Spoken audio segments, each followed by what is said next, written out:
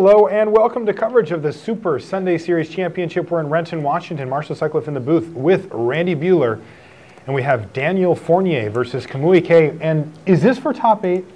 Yes. Kamui Kaye is in with a win or a draw. So 19 points should be in. Actually, it's possible to miss on 19 with breakers because the pairings are weird.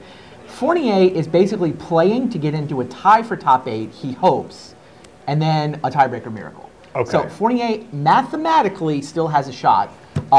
Does not have a very realistic shot, but he's playing it out. Okay. And that means Kamui Kaye is going to have to earn it. All right. Well, his shot is starting to go downwards quickly as he's missed his third land drop, has Daniel Fournier. And Kamui has a morph that is going to get Defiant struck in a desperate attempt to find a land here. And no, doesn't do it. Draws 2 cards there and cannot find that third land. The question now becomes, can Kaye capitalize on this stumble from Daniel Fournier? And so far, not bad. A pair of morphs, but another miss. No, it wasn't a miss. It was Warname Aspirant. So while it wasn't a land for Fournier, it is a creature that could potentially trade for a morph here. And there's that 5th land. That key 5th land for Kaye means that he's going to bash with both morphs and have the ability to represent flipping them up here. Daniel might just be too far behind at this point. He does not block. And there's Obzon Guide to bring the tally to 6 damage. And the 4 life for Kamui Kaye is nice, but not under any pressure right now anyway.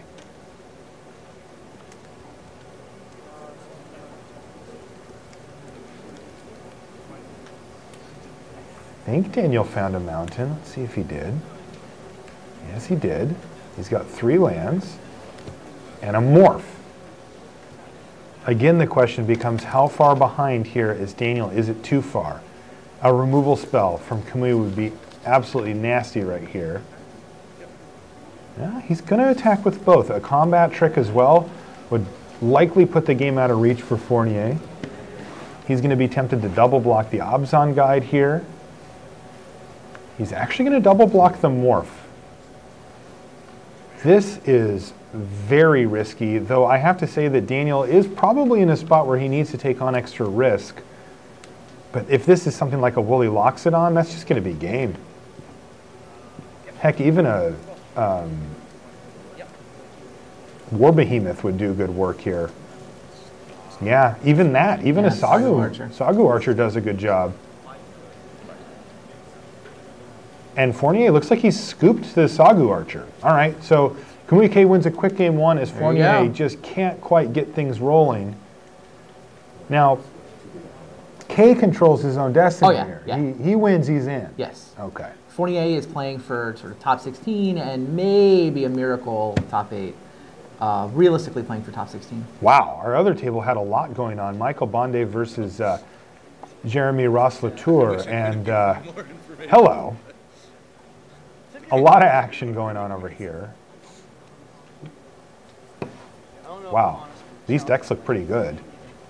Hello, we've got an all-out attack. We came in at a very good time. Michael Bonde at 20, but he is being assaulted by everything on Jeremy's side. Somewhat similar situation here for the record. Jeremy Ross-Latour is in with a win, in with a draw. Bonde is playing for top 16 and playing it out. And the assumption there is that Michael doesn't make top 16 with a loss? Correct. Okay. Yeah, Michael Bonde's he's top 16 with a win and not with a loss. Okay, yeah, so this is a real match here. It's $500. Top 16 is $500. Yeah, it's a big difference.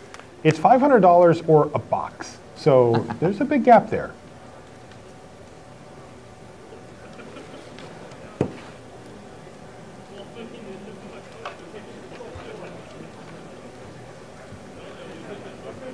And then in the same sentence I said, I'm going to block this week, I'm going to block this. You can probably just guess it and then you can because I think you want to deal over it.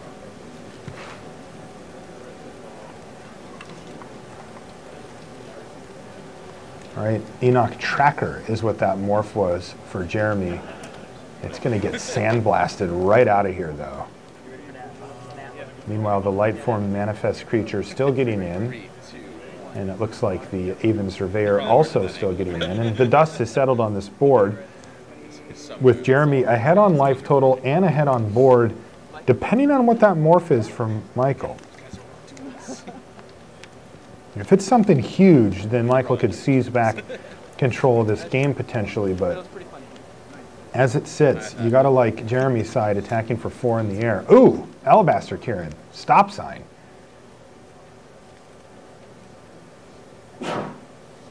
Wow, there's a lot hanging on that Alabaster Kieran right now for Michael Bondi.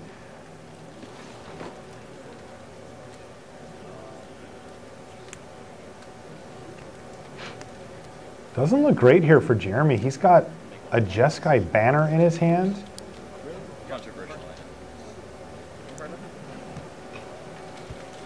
Which isn't going to do a whole lot here.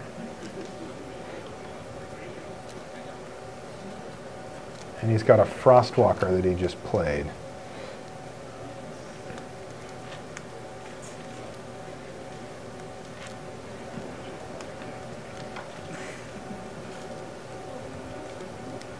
There's a Hero's Blade now for Michael.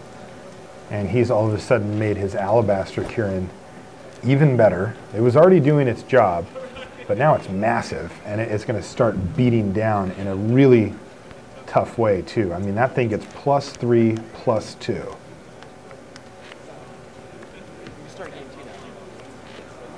So nothing like making your own dragon there out of an Alabaster Kieran, you know? And yeah, it looks like the tide has turned firmly back in Michael Bondi's direction. 5U. Third of your life total disappears. Never look. No, it's a good thing I didn't. Looking good, good.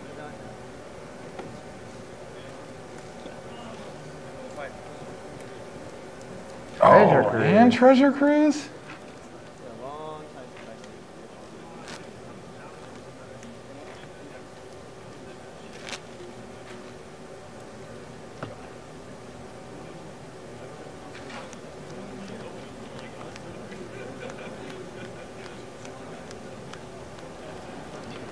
Looks like the count, by the way, is 5 concessions and 2 IDs. Not the ideal ratio. No. From our perspective. 5 concessions, 2 IDs, and there are 3 players currently being forced to play for top 8. So Oscar Christensen off camera, Kamui Kaye here, and Jeremy Ross-Latour here. Those 3 are currently on 6-2. They're in 3rd, 4th, and 5th, and they're going to have to earn it. Wow, speaking of earning it, Jeremy just found exactly what he needed there. Kill shot off the top to kill that Alabaster Kieran that was holding the Hero's Blade, and all of a sudden the offensive is going to be back on for Jeremy as he can start bashing for 4 in the air and gaining 2 in that process. Now, unfortunately for Jeremy, Michael has resolved both Treasure Cruise and Weave Fate on subsequent turns. You got to figure like he has the tools to fight back here, but nothing in hand for Jeremy. He's got a pair of lands, so. All right, why don't we jump over to our main match again? That one ended so quickly before. We'll keep an eye on that other one for you as well. Mardu Scout. Solid 2-drop. Right on turn 2, right when you want it. Crunch. He's got to be happy about this. Getting in for 3 that first time is half the battle. Oh, wow. Oh, jeez. Into War-Named Aspirant as well. It's a solid curve. Nothing like having 6 power up on turn 3. Seriously. Kamui, though, he's got Obzontron all set up as well. So what can he do with it? Maybe, I mean, even a morph would be fine here, right? Just start trading.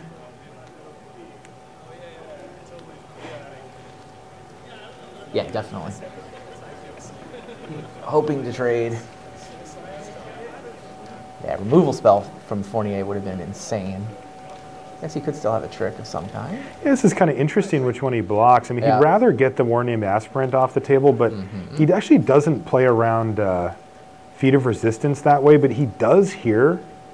Given that the morph's colorless, it doesn't, he can't actually pump it. It was a Woolly Locks on it? Well, I guess that wasn't getting turned up for a while anyway. So he decides to block the Scout. When you have Feat of Resistance as your trick against a morph. There's no color you can name. You can't name the color. It's just a Wow, look at this play. Daniel Fournier with just a sick draw. 2-drop into 3-drop with, or 2-drop into 2-drop with Raid, and then another Raid trigger for War Shrieker, producing a Mardu Ascendancy. Wow, this is going to be tough to keep up with for Kaye. You know, just casting Morphs at this point is not going to get it done. Right. So here's Abzan Charm to take down the 3/3 War Shrieker, but he's going to start falling behind quickly. That Mardu Ascendancy on a board state like this, it gets out of hand very quickly. 4 damage, down to 10 for Kaye. And remember, Fournier hasn't even played a card yet this turn. This feels like a no-value Heart Piercer. The most aggressive Heart Piercer, Dome You. So he just hits him in the head with it and continues to build out his board. This is really important too. I like that play by Fournier a lot. It's tempting to keep that card in your hand, but now he's going to get an extra token off of his Mardu Ascendancy as well and be attacking for 2 more damage here. He's really piling it on. And that's the way to do it when your opponent's struggling like this. Here's Kill Shot. That's going to take down Warname Aspirant. Collateral damage? 3 to your head. That's Kill game? You. Wow. A little smirk there from Fournier. Like, that's a little more like how I drew it up. He missed his 3rd land drop last game and never really was in it. How good do you think collateral damage actually is? I don't think it's good at all. It looks good there. It did. We found a spot for it. Just for fun. Now, I think generally it's not good, though. So, I mean, I think it's better than it. So, my first impression is to agree with you. But I think that you look at the tokens-based go wide deck, right? Sacking a token for 3 damage is not an awful rate. Okay. And I think that if you've got Act of Treason in your deck, Yeah. if you've got Jeering Instigator, if you've got 2 threaten effects, I think you actively want it. 2 threaten effects and some tokens, I'm in. Okay. Yeah, totally. And then you can also get, I mean, there are obviously so multiple, cheap. and there are multiple creatures in Fate Reforged that give you value when they go to the graveyard, right? It's true. I mean, if you get to draw a card off your Sage, or you get to upgrade your Emissary from 1/1 into a 2/2. It's true. There are other options for it. Yeah, I think that that's what we're going to see that card settle in, is that people will ultimately be quite picky about when they play it, but when they do, it'll give them a return. I mean, it's lightning bolt, you know. I think it is. I don't think it's awful. I think that it's situational. Yeah, highly situational. It is. How many of those cards I just named, between Sage, Emissary, and Threaten? I mean, it's almost any 2 of them. Sure. Oh, any 2 of them? I would want more. Maybe 2 Threatens or 3 of the I'm others. picky. Yeah, I demand more. That's fair. It may be that it's 2 Threatens or 3 of the others. It may be that it takes 3 Threatens. Yeah. But I don't know. I think 2 Threatens or 3 total from that list, and I'm in. Wow, Jeremy won that game. Nice comeback. Yeah, I mean, he was way ahead, fell behind, Right. and then came the back card again. advantage, but yeah, he swung the board, and we were thinking that those Treasure Cruise cards might actually keep Bondi out in front, but apparently not. Jeremy Russell Tour immediately trades off Frostwalker, and I think he's quite happy about it too. Anytime that thing gets a trade for a real card or start getting in for damage, you got to be happy. The Crater's Claws in his hand. He does. Michael. He's looking good for top 8 here. Remember, Jeremy Ross Latour needs at least a point here to clinch top 8. Michael Bondi playing for top 16. Bring low. This seems like this is an interesting position. I think I'd rather keep the pressure up, but there's an argument for not bringing low immediately. You can try to make Michael use up a mana on his turn, on his Abzan Falconer, and try to, you know, make him not be able to do this, for example. You know, play a Sidisi or play a 4-drop. But I like what Jeremy did. I think it's a safer line. And by the way, Sidisi. Interesting deck here from Bondi as well. I mean, I don't know if you saw, but so he plays a Morph, he blocks. He reveals Sage Eye Harrier to the white Morph, and then he immediately on turn 4 plays Sidisi. So I guess we haven't seen a red card yet, but the rest of the colors seem perfectly well covered here. Yeah, 4-color not red is I like that. solid archetype. One of your favorites. It is. It seems like the Sultai stuff and the Abzan stuff fit together nicely. And here's a Morph to follow up for Bondi. Jeremy's going to assume that that's the Harrier, as it's the most likely card, but it doesn't have to be. The hand was going to have 10 issues, but it also was an atrocious hand. All right, Jeremy attacks. first 3 lands I showed you. Even if the mana was perfect. Wow, Mantis. High Spire Mantis as well. Things looking pretty good for Jeremy here. I mean, Michael's had a nice little sequence, but Jeremy seems to have had the answer he's needed at each turn and has managed to develop his board out in a pretty powerful way here as well. He still has an Aven Surveyor in his hand for next turn as well. You know, he could potentially strand a lot of mana in Michael's hand here. Michael does not hit his 5th land source or mana either, so this is starting to get a little bit dire here. Wait, before you attack? Tap that? Pressure point to draw a card. A little awkward for Michael. He would have loved to be able to do that on his turn to try to find that land drop, but he couldn't. It's a double block. Yeah, double block the Horde Chief. That's what I thought he was going to do. And the Horde Chief is basically trading for this morph here. Yeah, I think you still put the morph in front as it's probably that. There are a few things that kind of get you there. True. But even then, I don't think you're really getting, like, you still wouldn't lose your creature in those scenarios anyway. And here's a face-down morph creature for Jeremy, who again has managed to really keep the pressure up. And there is that 5th land for Michael, but comes into play tapped, yeah.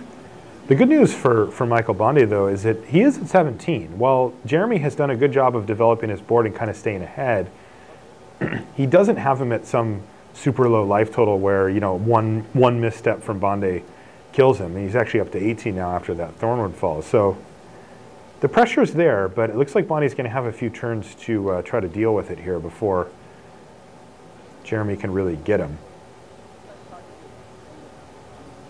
So I think Jeremy's deciding if he wants to flip up a morph here, if he wants to play Aven Surveyor and just get rid of that zombie token on the ground.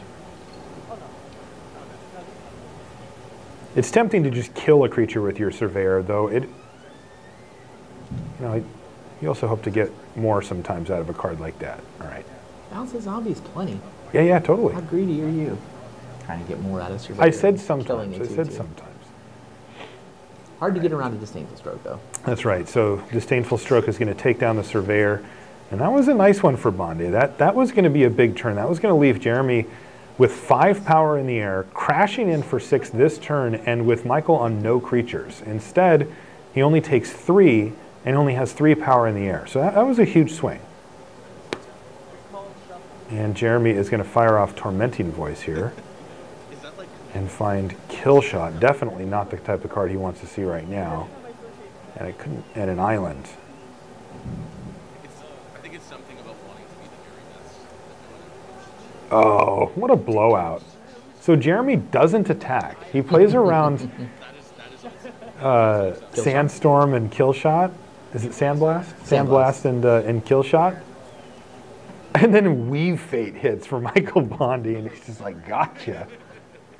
And there's Jeskai Wind Scout. Now, interestingly, Michael is still representing both of those spells here. Cancel your flyer. Now, is Jeremy going to continue to play around Sandstorm here? Nope, in they go. So that's going to block, and it's also going to be flipped up. What is it? Wow, a free Weapon Master. Target my warrior with a +3. There's the kill Sandstorm's going to kill. Sandblast. Yeah, Sandblast is going to kill that, but that means that the High Spire Mantis lives. This has been a sweet game. And the token gets in for damage. And the token gets in for a bunch.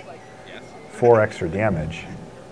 Or 4 damage total. So another morph for Michael Bondi. And Michael has, oh, it's Crippling Chill. And that was, of course, before blocks because it didn't have flying. And that's going to drop Bondi down to 5. Also draw a card for Jeremy, which was Swiftwater Cliffs. And he's got the follow-up Wetland Sandbar, which certainly matters here. Let's just watch and see if there's something to shore up the game here for Bondi. We're just starting in our other match. We'll jump over to that in just a second here. Just want to keep an eye on this as it seems pretty quick like here. It's about to end. It does feel like it. Take 4 down to 1.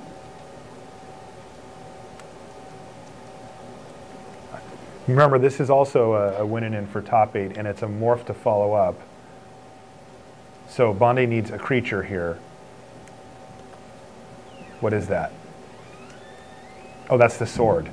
Sword is not going to do it. That doesn't block. Yeah, Hero's Blade is not going to do it, assuming that Jeremy decides to just attack with everything, which is what I'm assuming he he's going to do. suicide attacked the sandbar into Kieran, so that seems like his plan. I think it's his plan, and I also think it's the correct play. Agreed. I think you do it. Yep, Sideways everybody's in. handshake. And there's the no hand. lands. Let's jump back over to our main match. Jeremy Ross Latour into the top 8. Yep.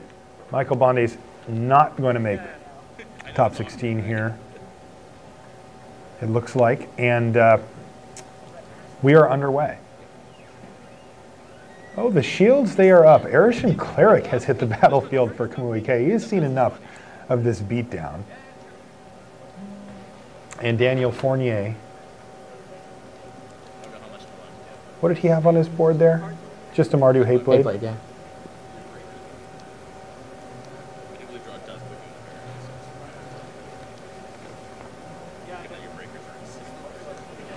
So far, we have 7 players who've managed to get to 19 points already.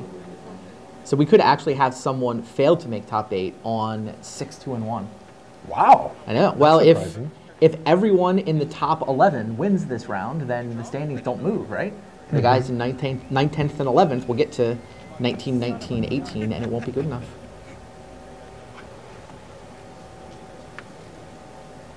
Are they paused for something? I don't know. They look paused. I'm sorry.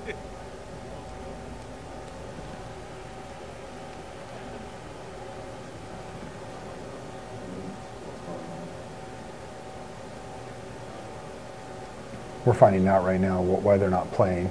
Maybe a judge call or something.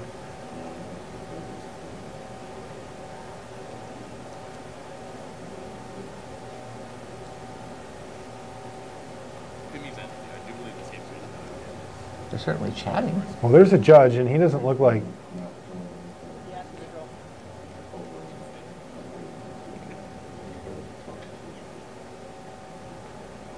I don't know what's going on. We're going to find out. We're going to have Nate Price, he's down on the floor, ask why... Someone's asking someone for a draw. Someone... Oh, they're contemplating a draw or possibly a concession. Kamui Kaye. Daniel is asking for a draw. Oh, Daniel's asking for a draw. Interesting. So, and did he get it? Yeah, I think Daniel was on a double mulligan, and his draw was really bad. And he knew that Kaye had asked him to concede earlier. So Kaye picks up the draw. That gets him to 19 points. Now, the thing that's interesting here is that I just said 19 can actually miss. Yeah. So Kaye was trying to figure out, does he want the draw that's on the table, or does he want to play it out and try to acquire the win that 100% clinches it?